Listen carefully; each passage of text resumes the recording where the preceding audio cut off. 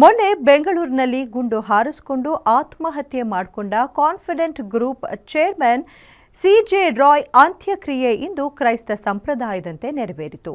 ರಾಯ್ ಕೊನೆಯ ಆಸೆಯಂತೆ ಬನ್ನೇರುಘಟ್ಟ ಸಮೀಪದ confident cascade ಪಾರ್ಕ್ನಲ್ಲಿ ಕುಟುಂಬದವರು ನೆರವೇರಿಸಿದ್ರು. ಈ ಬಗ್ಗೆ ಒಂದು ರಿಪೋರ್ಟ್ ನಿಮ್ಮ ಮುಂದೆ. ಕ್ರಿಶ್ಚಿಯನ್ ಸಂಪ್ರದಾಯದಂತೆ ಸಿಜೆ ರಾಯ್ ಅಂತ್ಯಕ್ರಿಯೆ. ರೋಲ್ಸ್ ರಾಯ್ ಮೆರವಣಿಗೆಯೊಂದಿಗೆ ಅಂತಿಮ ಯಾತ್ರೆ. ಐಟಿ ದಾಳಿ ಟ್ಯಾಕ್ಸ್ ಟೆರರಿಸಂ ಎಂದು ಮೋಹನ್ ದಾಸ್ ಪೈ ಕಿಡಿ.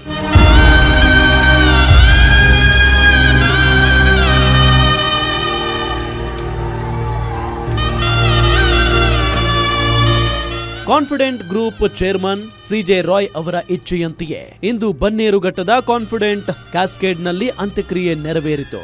ಕ್ರಿಶ್ಚಿಯನ್ ಸಂಪ್ರದಾಯದಂತೆ ಅವರ ಅಂತಿಮ ವಿಧಿವಿಧಾನವನ್ನ ನೆರವೇರಿಸಲಾಯಿತು.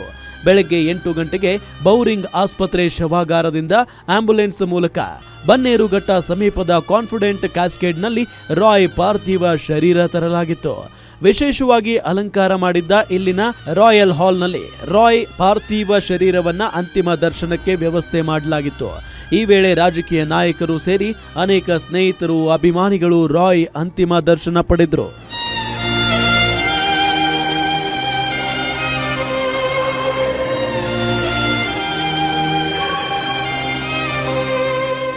ಇನ್ನು ರಿಯಲ್ ಎಸ್ಟೇಟ್ ದೊರೆ ಸಿಜೆ ರಾಯ್ ಅಂತಿಮ ವಿಧಿವಿಧಾನ ಬಹಳ ರಾಯಲ್ ಆಗಿತ್ತು.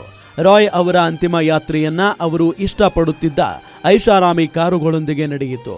ರೋಲ್ಸ್ ರಾಯ್ಸ್, ಬೆಂಜ್, BMW ಮತ್ತು ಆಡಿ ಕಾರುಗಳು ಮೆರವಣಿಗೆಯಲ್ಲಿ ಗಮನ ಸೆಳೆದ್ವು.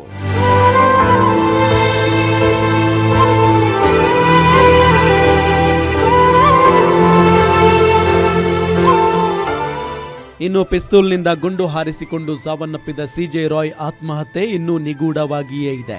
ಇನ್ನು ಸಿಜೆ ರಾಯ್ ಸಾಯುವ ಮುಂಚೆ ಡೆತ್ ನೋಟ್ ಬರೆದಿಟ್ಟಿರುವ ಅಂಶ ಇದೀಗ ಬೆಳಕಿಗೆ ಬಂದಿದೆ. ಡೆತ್ ನೋಟ್ನಲ್ಲಿ ಸಿಜೆ ರಾಯ್ ಆತ್ಮಹತ್ಯೆಗೆ ಶರಣಾಗುತ್ತಿರುವುದಕ್ಕೆ ತಮ್ಮ ಕುಟುಂಬಸ್ಥರಿಗೆ ಕ್ಷಮೆ ಕೇಳಿದ್ದಾರೆ. ಇನ್ನು ನಿರಂತರ ಐಟಿ ದಾಳಿಯಿಂದಲೇ ಮನನೊಂದು ರಾಯ್ ಆತ್ಮಹತ್ಯೆ ಮಾಡಿಕೊಂಡಿದ್ದಾರೆ ಎನ್ನುವ ಮಾತುಗಳು ಕೇಳಿಬರುತ್ತಿವೆ. ಈ ಬೆನ್ನಲ್ಲೇ ಉದ್ಯಮಿ ಮೋಹನ್ ದಾಸ್ ಪೈ ಪ್ರತಿಕ್ರಿಯೆ ಕೊಟ್ಟಿದ್ದು, ರಾಯ್ ಸಾವಿನ ಬಗ್ಗೆ ಮುಕ್ತ ಪಾರದರ್ಶಕವಾಗಿ ತನಿಖೆ ಆಗಬೇಕೆಂದು ಟ್ವೀಟ್ ಮೂಲಕ ಮನವಿ ಮಾಡಿದ್ದಾರೆ.